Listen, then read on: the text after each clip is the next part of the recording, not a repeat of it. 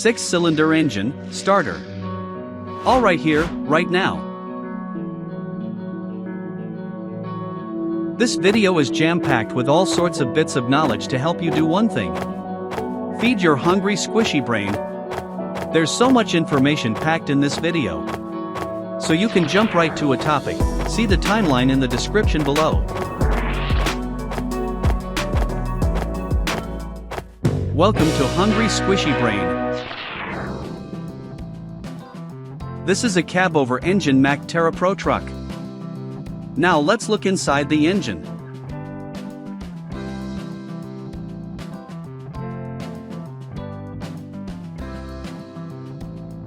Here are the 6 cylinders, all in a single line. Let's look at just one piston.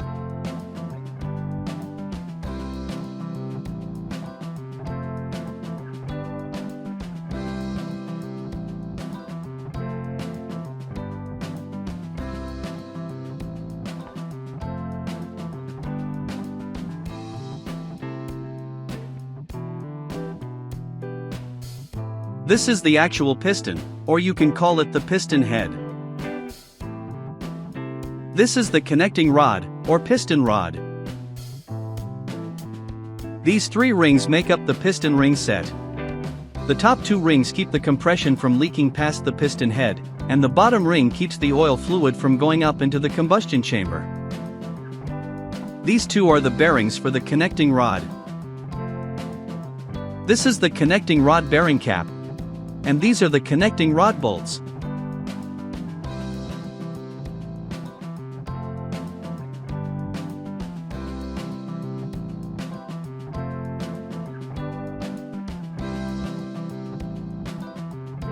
This is the wrist pin.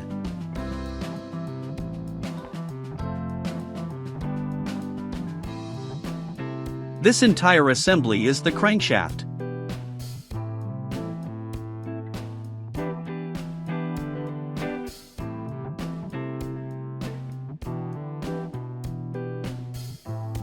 Now let's look at what's going on in the cylinder head, above the pistons.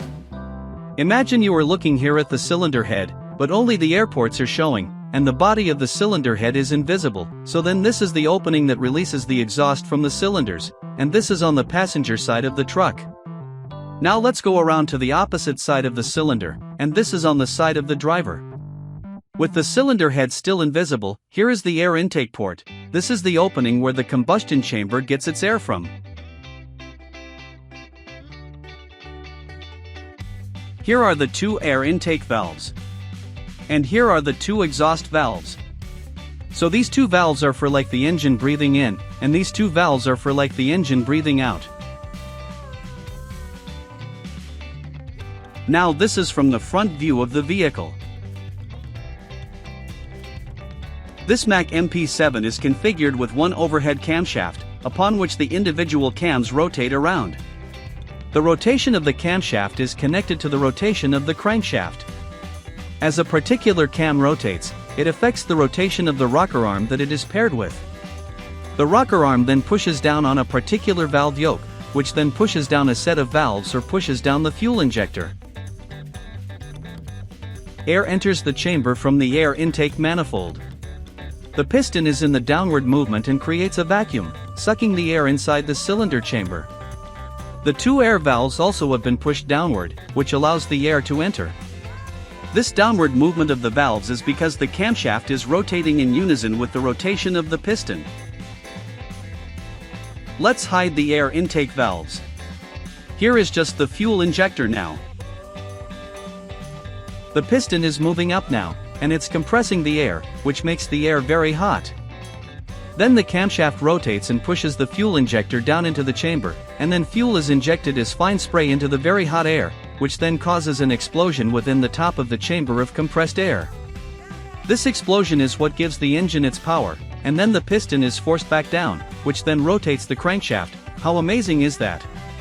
This is a diesel engine, by the way, and it does not use a spark plug. So now the exploded fuel results in exhaust in the cylinder chamber, so now the piston moves back up, which forces the exhaust out of the chamber and out through the open valves and out through the exhaust manifold. This is the side view from the passenger side. This is the front of the garbage truck.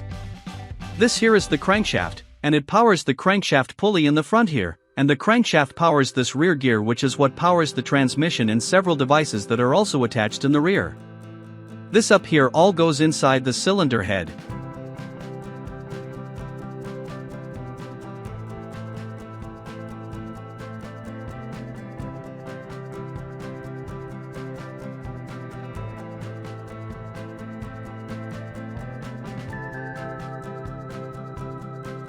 Let's hide the springs.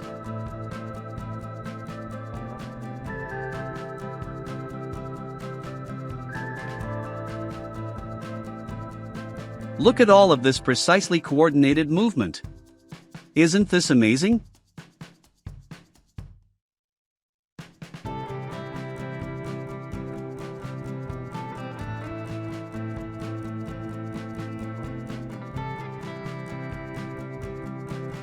Here's just one set of valves and fuel injector over one cylinder. The camshaft rotates along this axis here. On the camshaft are these cams. What is a cam? A cam turns rotating motion into linear motion. So as these cams rotate around the camshaft, the extended part of the cam rotates this rocker arm, and then the rocker arm pushes down on this inlet valve yoke, which then pushes down and moves down these air inlet valves. Then as the cam continues to rotate, the rocker arm rotates back up, which then allows the yoke to move up, and then the air inlet valves move up as well. The up and down movement of the valves is linear, because it moves in a line. The movement of the cams is rotational, because it rotates around a center axis. Here is the rotation for the fuel injector, which is the middle cam and middle rocker arm. And the rotation for the two air exhaust valves.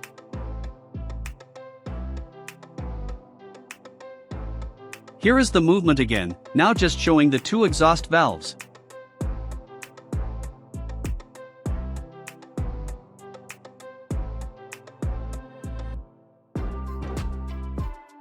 What are these parts called again? Cam, rocker arm, yoke, valve stem. And again, this part is not a disc. This here is just to show where the top of the cylinder chamber is and where the bottom of the cylinder block is.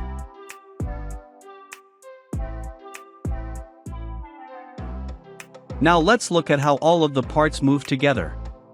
Do you see a certain order of the movement of the pistons?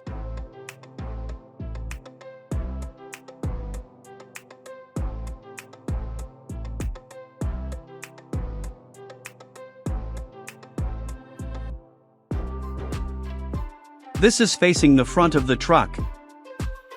So this first piston is piston number 1, this is piston number 2, and so on. Notice how piston 1 and 6 move at the same time, and piston 2 and 5 move at the same time, and then pistons 3 and 4 move at the same time.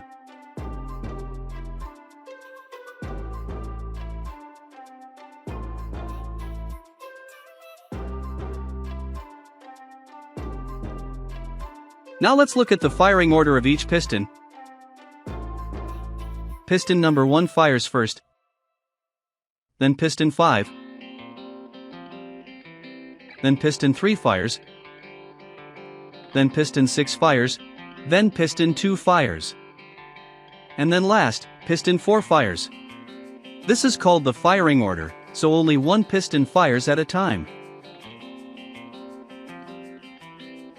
Let's look at that again for a better understanding.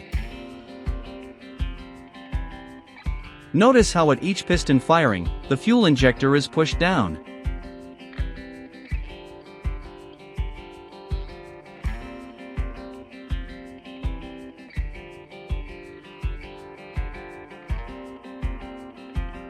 Why is this called a 4-stroke engine?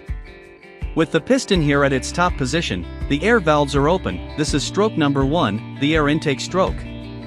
Then the piston moves all the way down to its lowest position. This one movement is considered one stroke. Now the piston moves up again. All valves are closed, the air is compressed, and the air therefore gets very hot. This upward stroke is stroke number 2, and this is the compression stroke. The fuel injector lowers, sprays fuel into the hot air, and an explosion occurs, forcing the piston down again. This downward movement is stroke number 3 and is the fuel power stroke. Then the crankshaft rotates the piston up again, where then the 2 exhaust valves are open, and the exhaust is pushed out during this upward stroke, which is stroke number 4, the fuel exhaust stroke. So this is why this type of engine is referred to as a 4-stroke engine. Let's learn about the size of the engine.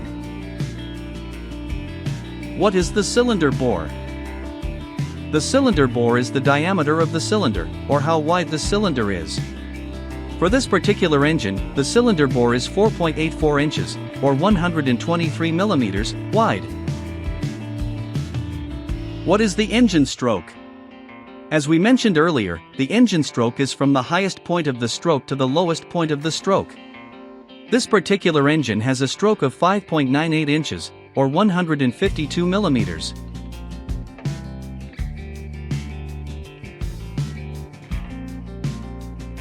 What is the engine displacement? These light blue cylinders represent the total amount of volume of available space in the cylinders available for the pistons to move air into and out of the engine. This is referred to as engine displacement.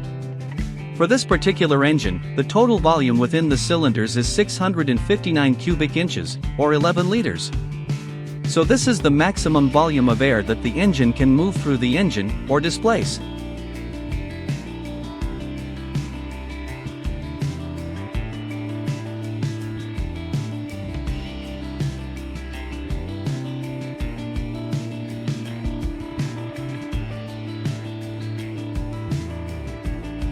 The whole point of the internal combustion engine is to turn this crankshaft with a lot of force. It's this turning of the crankshaft that gives power to the many other devices attached to the engine and even powers the braking system. At the rear of the engine are a bunch of gears. This is the crankshaft gear. This is a timing gear, and this is a timing gear. And this is the camshaft gear. So the turning of the crankshaft gear then turns these 2 timing gears, which then turns this camshaft gear. The camshaft gear turns half as fast as the crankshaft gear. And it's the turning of the camshaft gear that perfectly synchronizes the opening and closing of the 4 valves per cylinder and the lowering and raising of the 6 fuel injectors.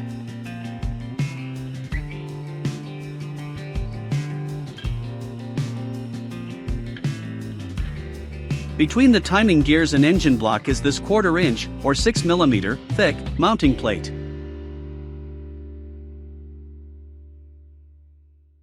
This is the cylinder head cover. This is the cylinder head. And this is the engine block. Mounted to the mounting plate, down low, and on the passenger side, is the engine starter. Let's look at how the starter works.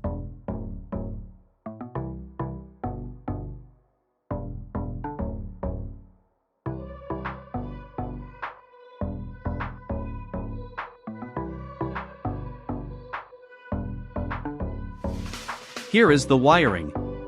The thinner red lines are lower power electricity lines from the battery, to the ignition in the cab, and to the solenoid coils. The thicker red wire goes from the battery to the terminal at the solenoid connector. The black wire goes from the metal body of the starter to the return post of the battery. The solenoid is the in-between step that powers up the electric motor, because the solenoid takes less power to activate. So it's more convenient to run a thinner wire from the battery to the ignition, and then to the solenoid. As the key turns in the ignition switch, electric current flows from the battery, through the ignition switch, and into the solenoid coil. A solenoid is a type of electromagnet that is based on a helical coil of where the length is greater than the diameter, and the electricity that flows through this wire then creates a magnetic field, so these wires become a magnet. and the solenoid has two separate coils. The first coil to act as a magnet is the pulling coil, and the second coil to act as a magnet is the holding coil. Why do we need these coils to be magnets? These coils need to first pull in this iron piston, and then second, the iron piston needs to be held closer to these two posts. At the turn of the ignition switch, both coils are activated with an electric current from the battery, so both coils act as magnets. This attracts the iron piston towards the coils, and at the end of the piston is a contactor plate, so as the iron piston moves towards the coil magnets, the contactor plate touches the two terminals at the same time.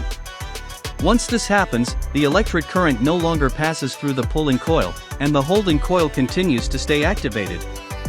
And now with the contactor plate touching both terminals, a very large current passes from the battery, through the thicker wire, and through both terminals, and down to the lower area, to the brushes. The current then travels through the commutator plates, and then through the coils wrapped around the motor plates, then the current travels out of the body of the starter, to the frame of the car, and then the current returns to the battery.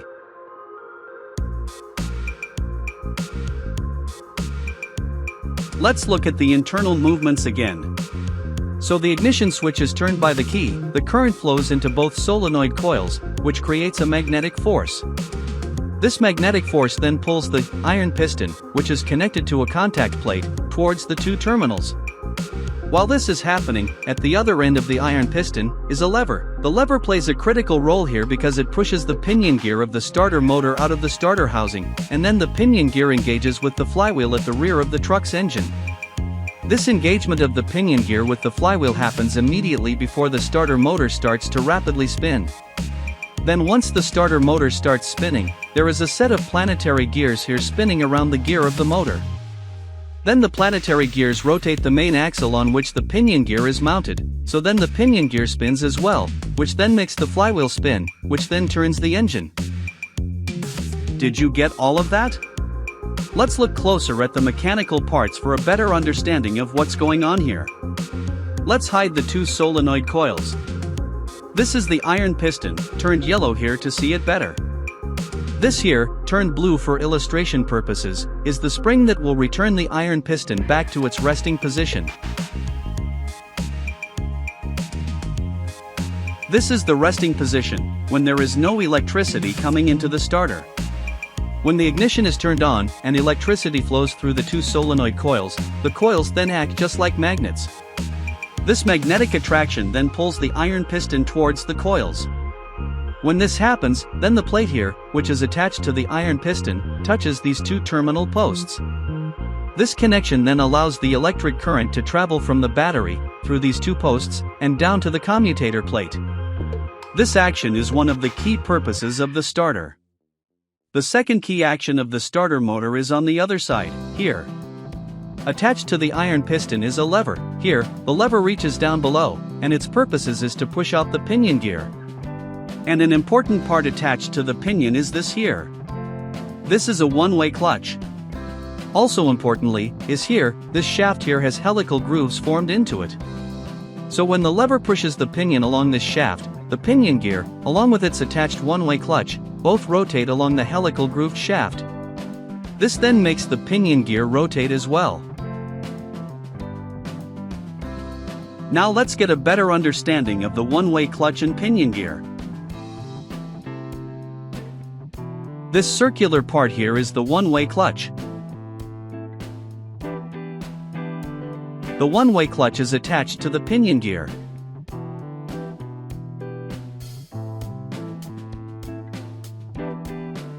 This part here, now colored purple, is the inner race.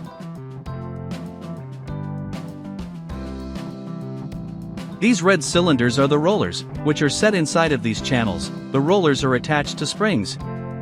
The opening in the channels are narrow on this side, and then on this side, the channels are wider. The green shape is the clutch housing.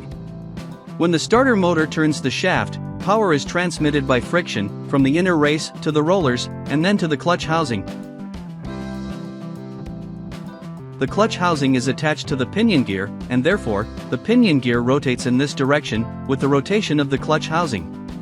The rollers get wedged into this corner and get stuck, and so then the rollers cannot roll at all.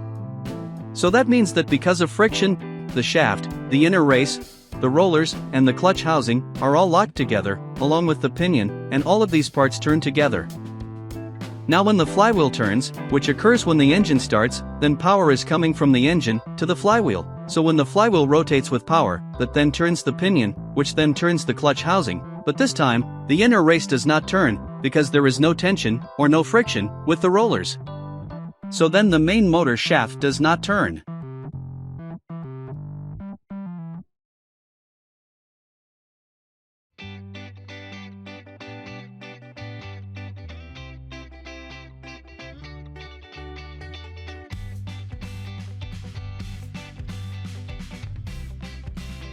Now let's get a better understanding of the planetary gears.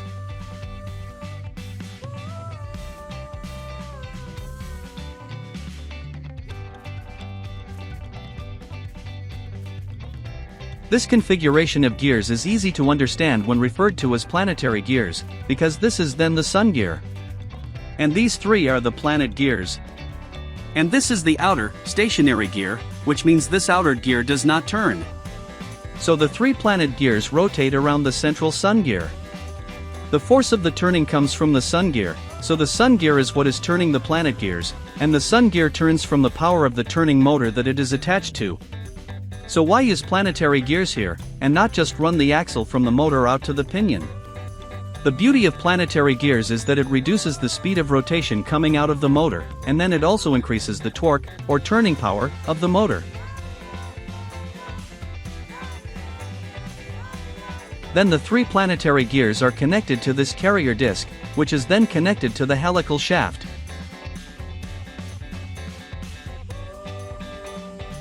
Now let's look at the motor. When electricity enters the lower chamber, it first goes across metal brushes here, and then into the wires wrapped around the commutator plates. Then the electricity goes through the wires wrapped around grooves cut into a cylinder here. This is what makes an electric motor, which turns electric energy into mechanical rotation. The rotor, or metal cylinder, starts to rapidly rotate because surrounding it are a series of magnetic plates, which make up the stator, which is the metal housing that is surrounding the rotor. The rotation of the rotor happens because when the current flows through a wire, it generates an electromagnetic field. This magnetic field pushes away the magnetic field of the stator. The gaps between the wires is important because that's what makes the rotor constantly try to align with the magnets, but instead of aligning and staying fixed on one magnet, the rotor just keeps rotating, and that's what creates the rotation of the electric motor. This concludes this episode of looking at the inline 6-cylinder Mack MP7 engine, as well as how the starter works. We hope you learned a lot. We sure learned a lot while making this video. Stay tuned for our next episode where we look at how the air brakes work. We hope you have enjoyed learning with another informative and entertaining hungry squishy brain creation. Thank you for watching, and please subscribe to our channel and like our video, that helps us out a lot.